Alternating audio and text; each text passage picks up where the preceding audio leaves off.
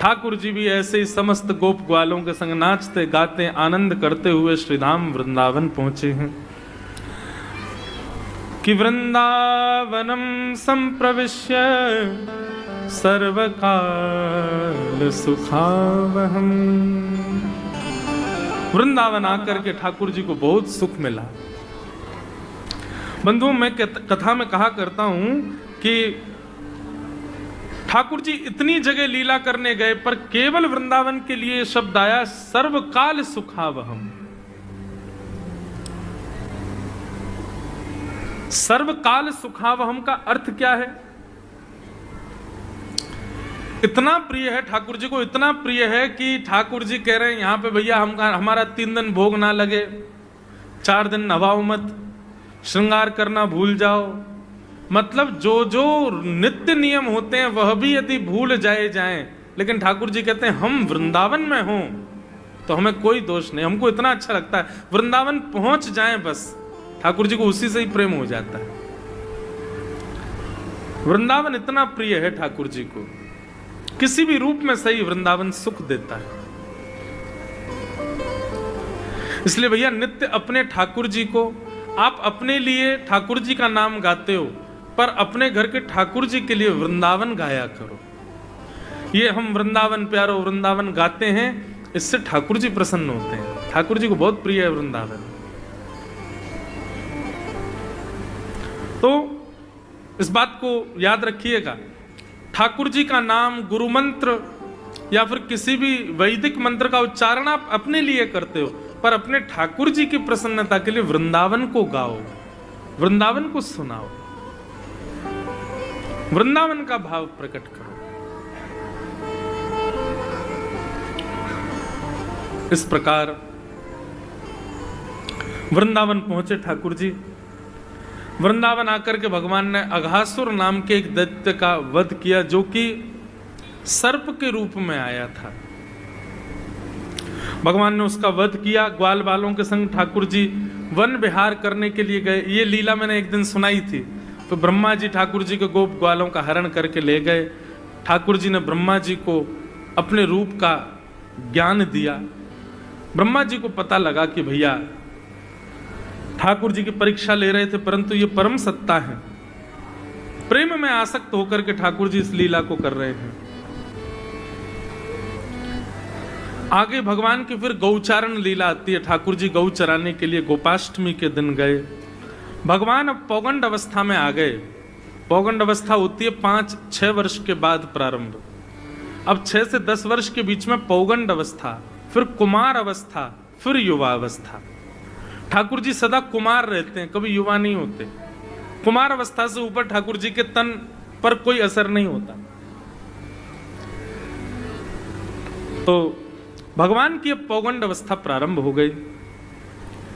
अब ठाकुर जी गौचारण आदि करने जाते हैं। सुंदर गायों के संग मधुर मधुर लीला करते हैं। ऋतुओं का वर्णन करते हुए वेणु गीत का वर्णन हुआ। बंधुओं, वेणु गीत क्या है?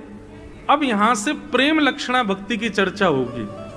इसलिए अब से लेकर के और कल तक की कथा में जो प्रेमी होंगे उन्हीं को ही आनंद आएगा, क्योंकि अब प्रेम की चर्चाएं होंगी। प्रेम कहते किसको, प्रेम है कैसा, प्रेम का भाव क्या है, ये सब अब चर्चाएं होंगी। अब ठाकुर जी पौगंड अवस्था के हो गए। यहां बंधुओं गोपियां सब ठाकुर जी से अब प्रेम आतुर हो गई। कैसे? बहुत सावधानी से सुनो। सब गोपियों को अब ऐसा भाव आने लगा कि यही हमारे प्रियतम हैं, यही हमारे सर्वस्व हैं। भगवान हैं 6 वर्ष के और ठाकुर जी से प्रेम करने वाली गोपियों की आयु कोई 70 वर्ष की है, कोई 90 वर्ष की है, कोई 100 वर्ष की है, कोई 6 वर्ष की है। मतलब अवस्था नहीं है किसी की भी। यशोदा मैया की संग की सहेलियां भी ठाकुर जी के अंदर प्रियतम का दर्शन करती हैं। सोचो, ये प्यार नहीं है, ये प्रेम है, क्योंकि यहां पर अवस्था का कोई विचार नहीं है। और आयु कितनी ठाकुर जी? 6 वर्ष की आयु। 6 वर्ष के बालक से तो वैसे ही सहज प्रेम होता है, परंतु यहां प्रियतम वाला प्रेम है ठाकुर जी से। ये अद्भुत बात है, इसको समझ नहीं पाएगा सामान्य व्यक्ति।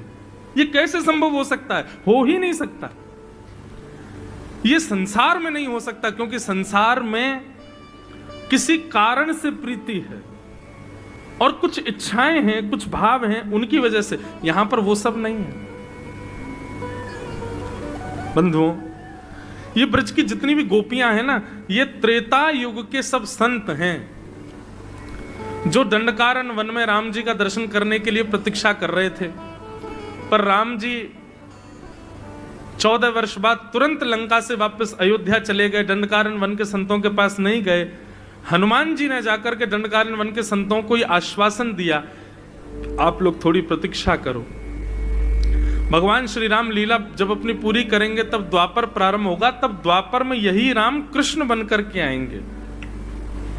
और जब ठाकुर जी कृष्ण बन के आएंगे तो जिस ब्रज में ठाकुर जी का जन्म होगा, वहां की समस्त गोपांगनाओं के रूप में आप सब संत ही पधारोगे। अभी तो आप राम जी को केवल देख सकते हो, प्रणाम कर सकते हो, लेकिन यदि एक युग और प्रतीक्षा करोगे तो ठाकुर जी को पकड़ भी लेना, ठाकुर जी के गले में गलवैयां भी डाल लेना, ठाकुर जी को हृदय से लगा लेना, ठाकुर जी को गोद में बैठा लेना। जो चाहो, जैसे एक प्रियतमा प्रियतम को स्नेह करती है, वैसा स्नेह आप ठाकुर जी से करना। और यही कारण था कि गोपियों को जैसे ही कृष्ण दिखे हैं, जब से कन्हैया का जन्म हुआ है, तब से गोपियों के हृदय में पता नहीं क्यों उनके प्रति वो प्रियतम वाला प्रेम प्रकट हो गया है।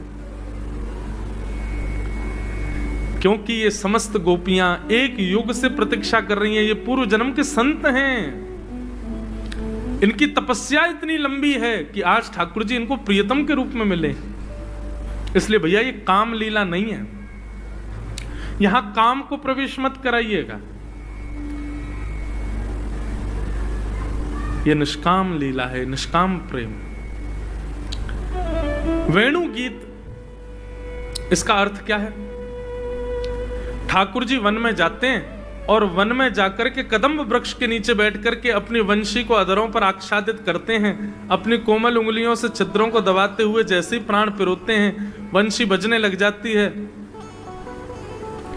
कृष्ण प्रेम में उन्मुक्त जितनी भी गोपियां हैं, वो वेणु का नाद जैसे ही उनके कर्ण रंध्र में जाता है, सब गोपियों के नेत्र बंद हो जाते हैं और प्रत्यक्ष ठाकुर जी जंगल में अभी कहां गैया चरा रहे हैं, कैसे बैठे हैं, क्या खा रहे हैं, क्या कर रहे हैं, ये सारे दृश्य गोपियों को दिखने लग जाते हैं अपने अपने घरों में। समझ रहे हैं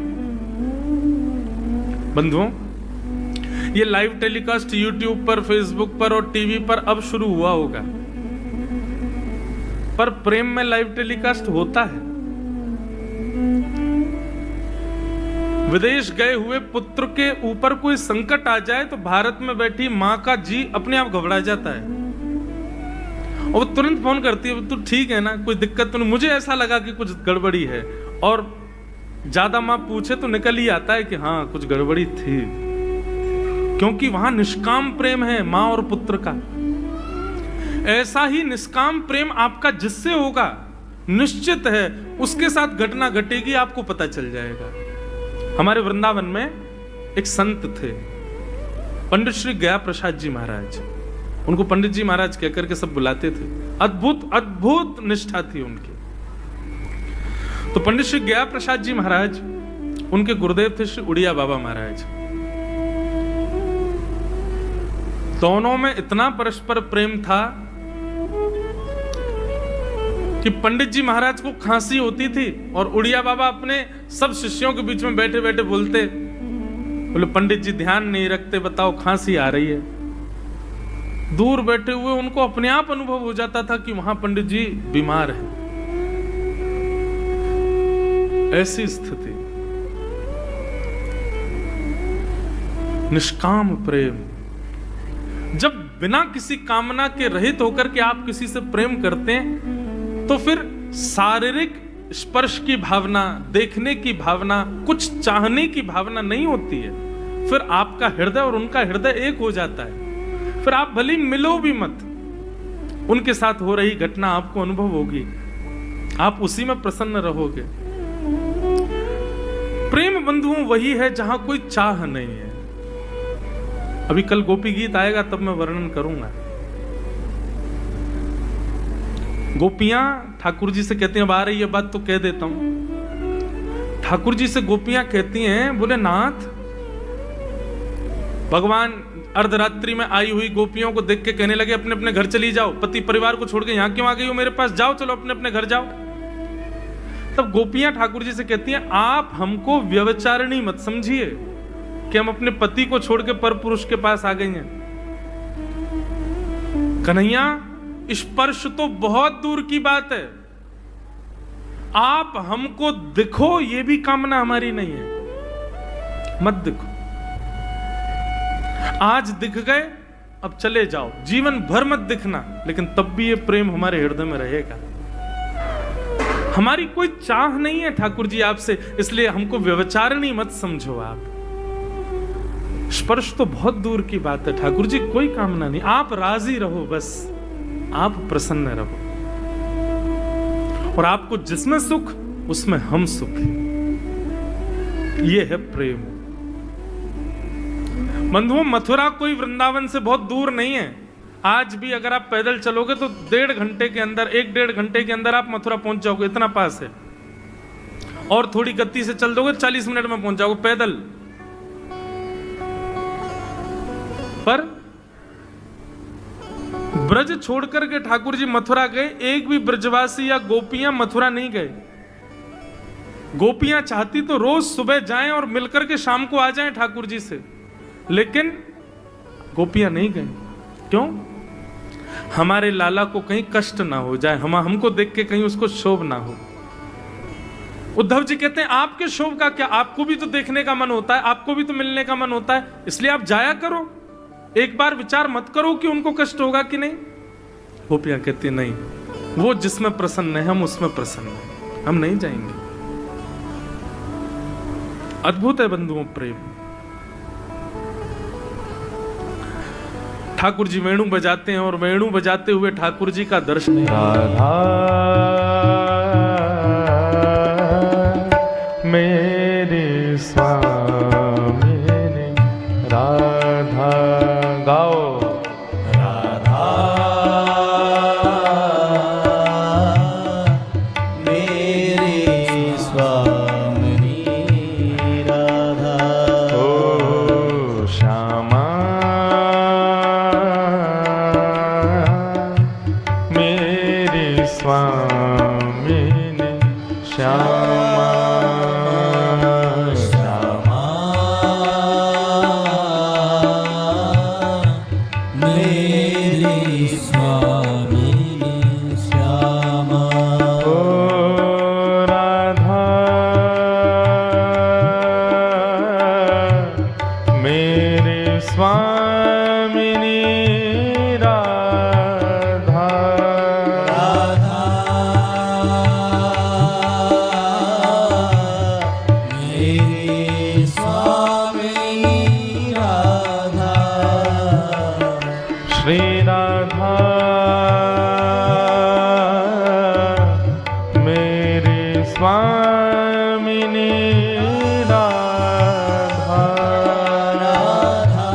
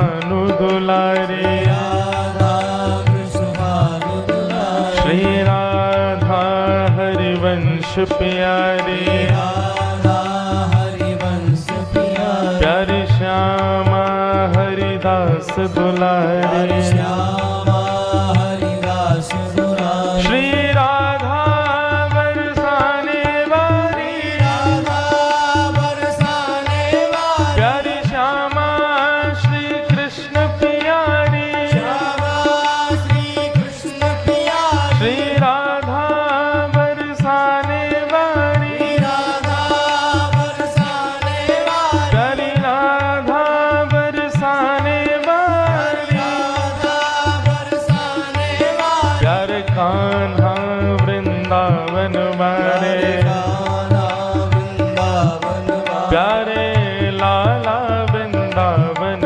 वाले लाला वृंदावन वाले प्यारी लाली वृषभानु दुलारी लाली वृषभानु दुलारी प्यारी लाली बरसाने वाली लाली बरसाने वाली प्यारे लाला श्री नंद दुलारी राधा श्री नंद दुलारी प्यारे कान्हा वृंदावन वाले गाना वृंदावन वाले श्री श्यामा श्री कीर्त दुलारी श्यामा श्री कीर्त दुलारी प्यारी राधा वृषभानु दुलारी राधा वृषभानु दुलारी प्यारी राधा श्री कृष्ण प्यारी राधा श्री कृष्ण प्यारी श्री राधा बरसाने वाली राधा बरसाने वाली राधा बरसाने वाली राधा बरसाने वाली श्री राधा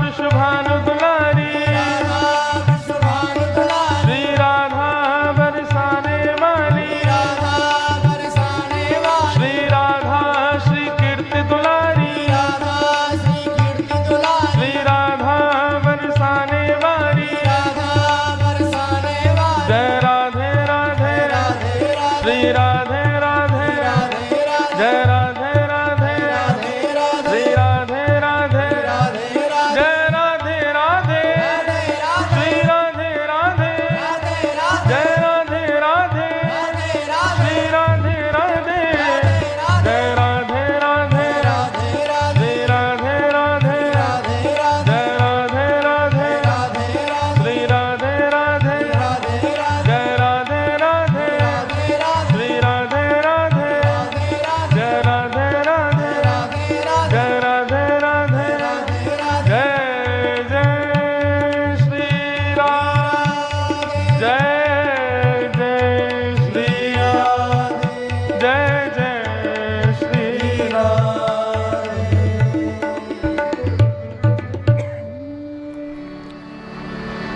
बोलो वृषभानु दुलारी की जय वृषभानु के जमाई की वृंदावन बिहारी लाल की जय राधा रमण लाल की जय राधा वल्लभ लाल की जय श्री गोवर्धन नाथ की श्याम सुंदर श्री यमुने महारानी की 84 कोस ब्रजमंडल धाम की जय जय श्री राम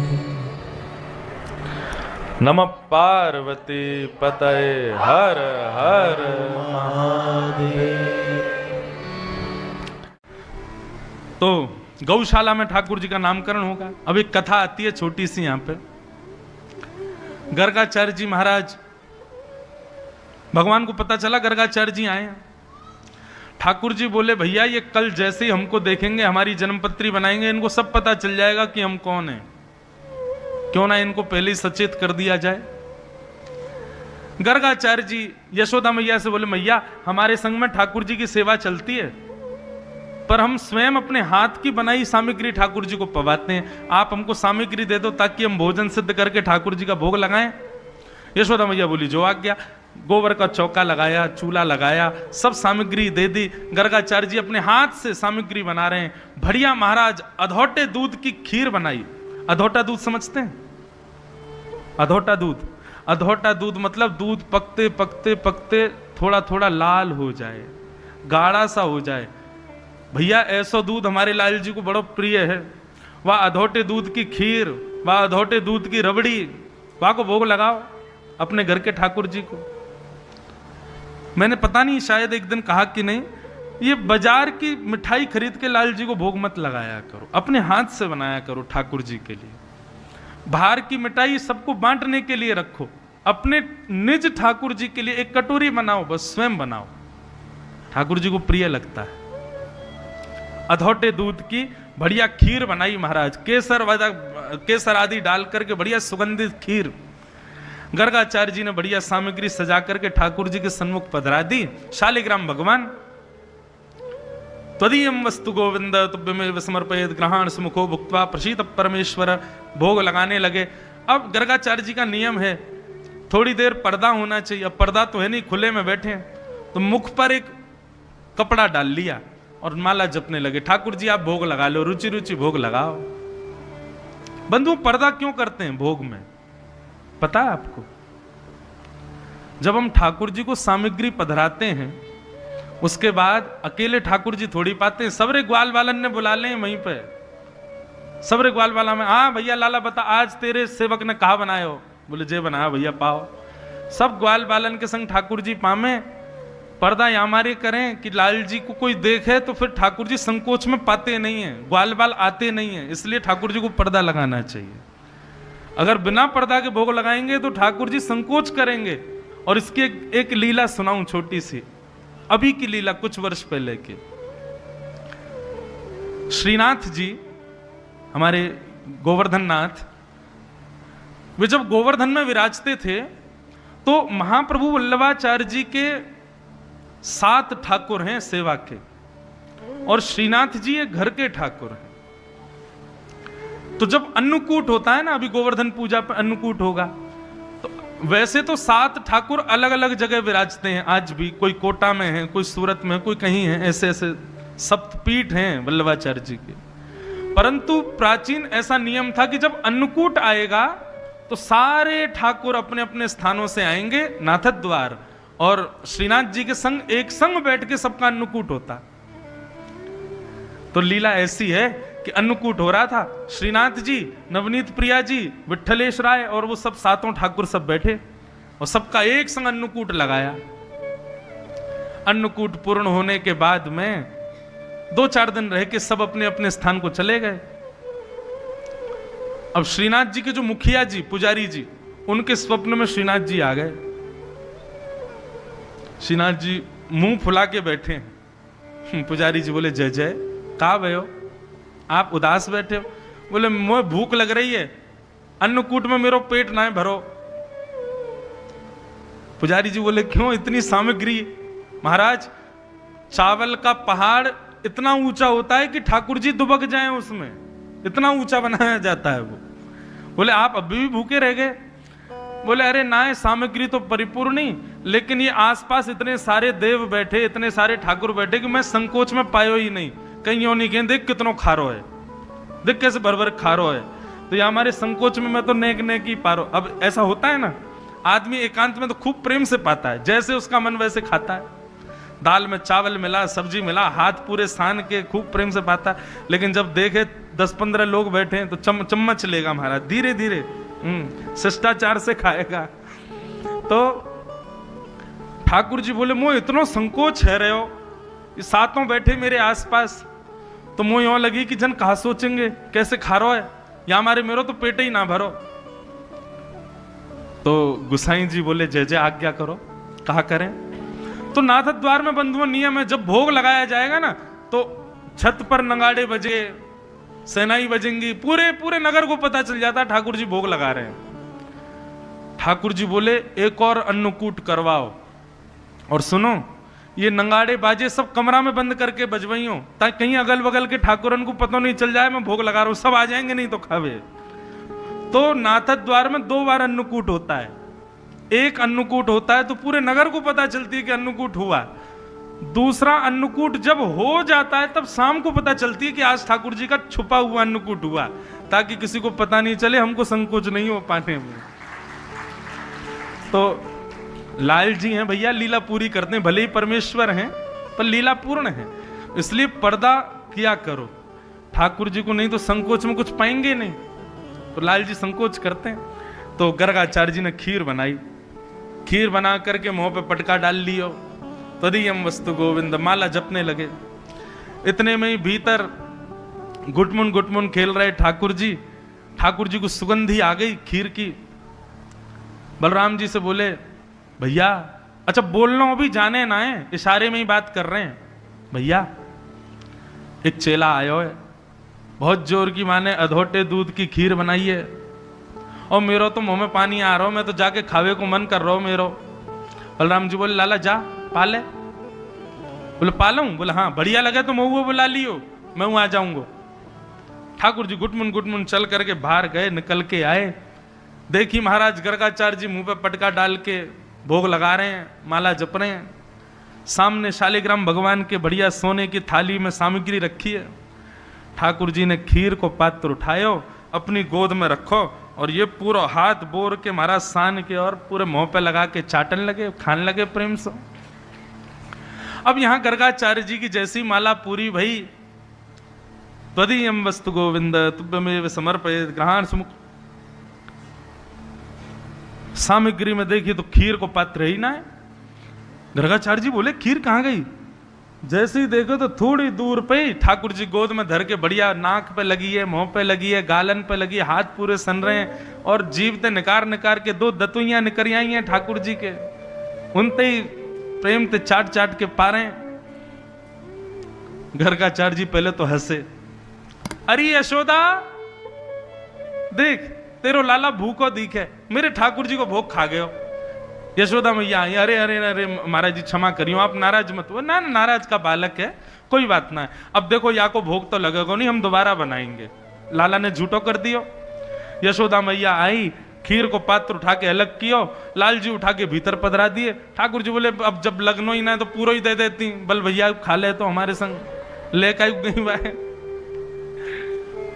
गर्गाचार्य जी ने दूसरी सामग्री बनाई, ठाकुर जी से क्षमा मांगे, हे शालिग्राम भगवान, छोटो बालक अबोध है, झूठो कर दियो आपको प्रसाद, आप फिर से भोग लगा। फिर से बढ़िया खीर आदि बना करके भोग लगाया, और मुंह पे पटका डाल करके गर्गाचार्य जी जैसे ही बैठे, त्वदीयम वस्तु गोविंद। यहां अंदर बलराम जी लड़ रहे ठाकुर जी थे, दारी के अकेले पाया, मुंह को ना लेके आयो। बोले, अरे कहा बताऊं, बड़ो वैसो है, मैया तो शिकायत कर दे हमारी।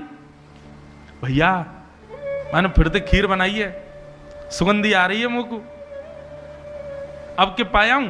बलराम जी बोले, ना मैं जाऊंगा। बोले, सुनो ना भैया, पहले मैं चख लाऊं, बढ़िया लगेगी तो आपको बुला लूंगा। ठाकुर जी फिर से बाहर आए, देखिए गर्गाचार्य जी मुंह पे पटका डाल के पड़े, खीर को पात्र उठाया, दूर ले जाके बैठे, प्रेम से पान लगे। अब की बार गर्गाचार्य जी के जब नेत्र खुले और खीर का पात्र नहीं दिखा, तो गर्गाचार्य जी को गुस्सा आ गया। शैतान बालक, ये यशोदा, हम अपने ठाकुर जी को लेके कहीं और जा रहे हैं, ये तेरो लाला तो माने ही ना है, इतना उद्यमी, देख फिरते आने आके सब भोग झूठो कर दियो। हमारे ठाकुर जी इतनी दूर से चल के आए, भूखे प्यासे बेचारे, और ये तेरो लाला बार बार आके खीर खा जाए। यशोदा मैया आई, बाबा क्षमा कर दो, वो तो भली जानो कि यानी शालिग्राम ना खाए, नहीं तो या को शालिग्राम कभी कभी गुलाब जामुन लगे जे उनको खा जाए। नंद बाबा तो अपने शालिग्राम की सेवा करके ऊपर धर जाएं कि कहीं लाला के हाथ नहीं पड़ जाएं, क्यों मुंह में डल के घूमे पूरे घर में, या को लगे शहद में नहावे जैसे मीठो है गए होगो। अब क्षमा कर दो। यशोदा मैया गई, पात्र फिर खींच लो, ठाकुर जी पकड़ रहे हैं पात्र, या तो खान दो।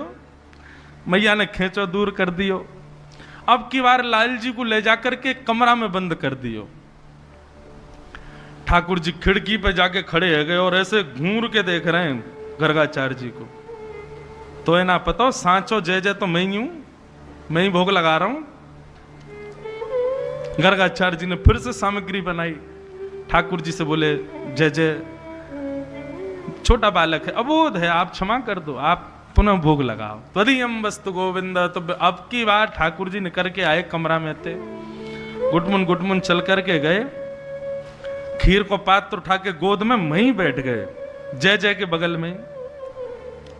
और जैसे ही गर्गाचार्य जी के नेत्र खुले, नन्हे से बाल कृष्ण की चतुर्भुज रूप प्रकट हो गया, शंख चक्र गदा पद्म धारण करके मानो गर्गाचार्य जी को अपना पूर्ण पर ब्रह्म स्वरूप दिखा दिया। कोई विशाल नहीं बने ठाकुर जी, नन्हे से गोपाल जी के चतुर्भुज प्रकट हो गए।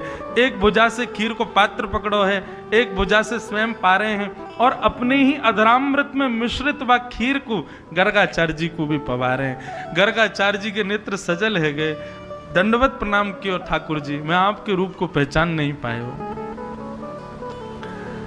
ऐसी मधुर लीला ठाकुर जी कर रहे हैं। हाँ हाँ। भगवान बोले हमने अपना स्वरूप इसलिए दिखाया गर्गाचार्य जी कि कल जब आप हमारी जन्म पत्री देखोगे तो आपको पता तो चल जाना है कि हम कौन हैं। कहीं आप मैया के सामने मत बोल देना। ये ब्रजवासी सब बड़े सीधे बड़े भोले, इनको पता नहीं है कि मैं परम ब्रह्म हूं, तो मेरे साथ इतनी सहज लीला करते हैं, मेरी प्रभुता भूल करके मुझसे प्रेम करते हैं, मुझे वो प्रिय है। इसलिए आपसे प्रार्थना, मां के सामने मत बोलिएगा कि मैं नारायण हूं। गर्गाचार्य जी बोले जो आज्ञा। और दूसरे दिन नामकरण संस्कार हुआ। बड़े भैया का नाम राम रखा गया। बलराम जी का मूल नाम राम है। अयम ही रोहिणी पुत्रो रमयन सुहृदो गुणैः आख्यास्यते राम इति बलाधिक्याद् बलं विदु। आपके इस बालक का नाम मैं राम रखता हूं, लेकिन बल की अधिकता की वजह से लोग इसको बलराम कह करके पुकारेंगे। बोलो बलराम जी महाराज की। बड़े भैया को नाम बलराम। छोटे की बारी आई तो महाराज कहा नाम रखोगे हो? बोले शुक्ले रक्तस्तथा पीता इदानीं कृष्णतांगत। मैया आपका ये लाला कभी शुक्ल वर्ण का था, कभी रक्त वर्ण का था, कभी पीत वर्ण का था, इस बार ये कृष्ण वर्ण का है, इसलिए मैं इसका नाम भी कृष्ण ही रखता हूं। बोलो बाल कृष्ण लाल की। भगवान का नाम कृष्ण रखा गया। बंधुओं, ठाकुर जी का वर्ण कैसा? कृष्ण वर्ण। कृष्ण वर्ण का मतलब क्या होता है? ठाकुर जी काले नहीं हैं।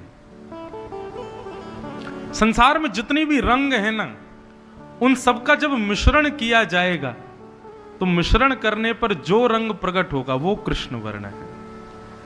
सारे रंग ठाकुर जी में विद्यमान हैं।